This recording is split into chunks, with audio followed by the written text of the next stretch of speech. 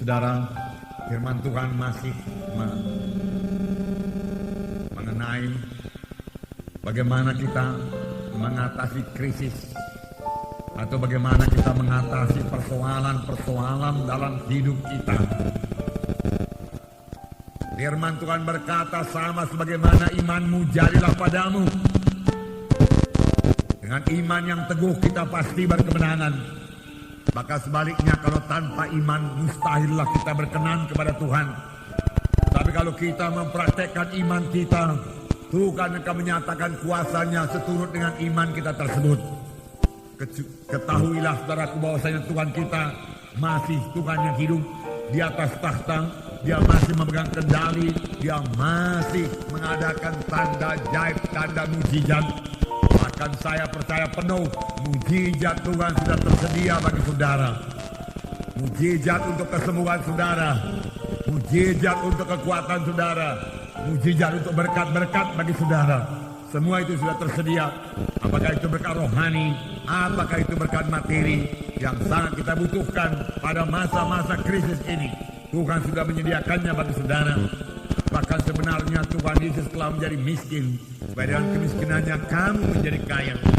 Banyak sekali janji-janji Tuhan mengenai hidup yang berkelimpahan ini. Bahkan firman Tuhan berkata, aku mau engkau keberkatan saudara-saudaraku, sama sebagaimana jiwamu keberkatan dan jiwamu baik-baik saja. Pandanglah kepada Tuhan Yesus pada pagi hari ini saudaraku, dan berharap kepadanya saja. Maka saudara akan keluar dengan kemenangan melintasi masa krisis ini. Saudaraku, kita melihat satu bangsa pilihan Tuhan. Bangsa pilihan Tuhan yang berada dalam keadaan krisis. Apa yang jadi kepada bangsa pilihan Tuhan ini, yaitu bangsa Israel. Bagaimana mereka keluar daripada krisis mereka? Apa sebabnya mereka ditimpa krisis tersebut? Bagaimanakah caranya mereka keluar daripada krisis itu? Bagaimana caranya mengalami mujizat Tuhan? Hakim-Hakim pasal 6 ayat 1 sampai 6. Baiklah kita baca bersama-sama. Hakim-Hakim pasal 6 ayat 1 sampai 6. Kita baca bersama-sama. Dapat saudara? Mari kita baca. Tetapi orang Israel melakukan apa yang jahat di mata Tuhan. Sebab itu Tuhan menyerahkan mereka dalam tangan orang Midian 7 tahun lamanya. Dan selama itu orang Midian berkuasa atas orang Israel. Karena takutnya kepada orang Midian itu, maka orang Israel membuat tempat-tempat perlindungan di pegunungan, yakni gua-gua dan kubu-kubu.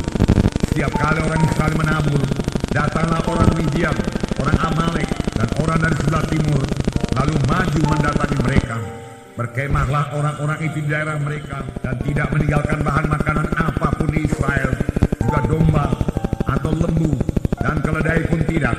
Sebab orang itu datang maju dengan ternaknya dan kemahnya, dan datangnya itu berbanyak-banyak seperti belalang. Orang-orangnya dan unta-untanya tidak terhitung banyaknya.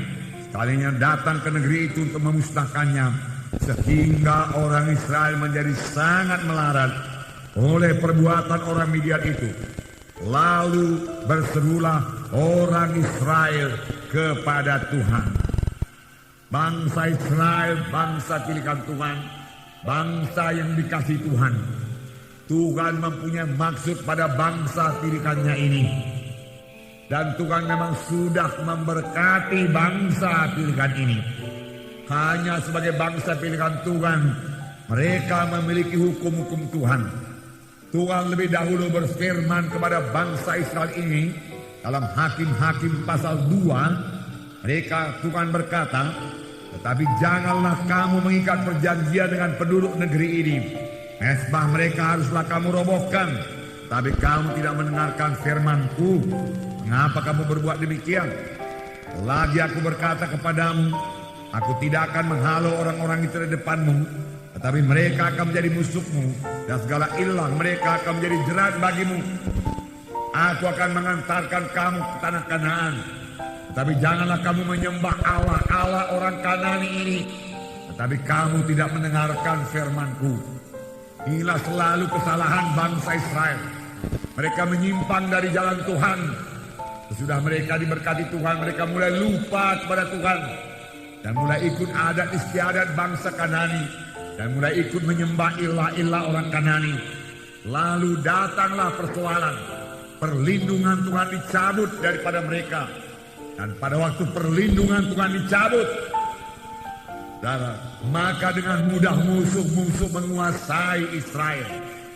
Dan tanpa perlindungan Tuhan, Israel tidak punya kekuatan.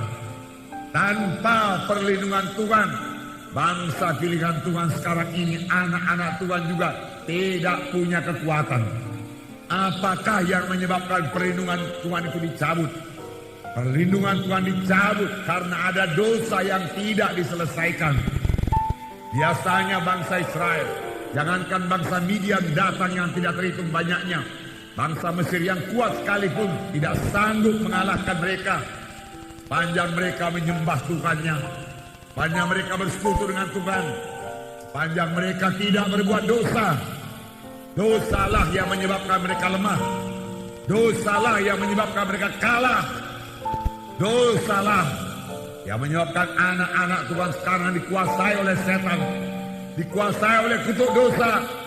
Dosa menyebabkan doa tergendala.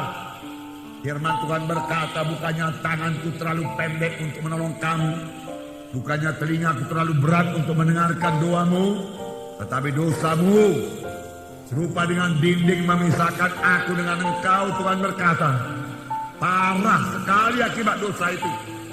Kekalahan selalu datang karena dosa yang tidak diselesaikan. Tidak ada kuasa. Oleh sebab itu jangan biarkan dosa berkuasa dalam hidup kita, saudaraku.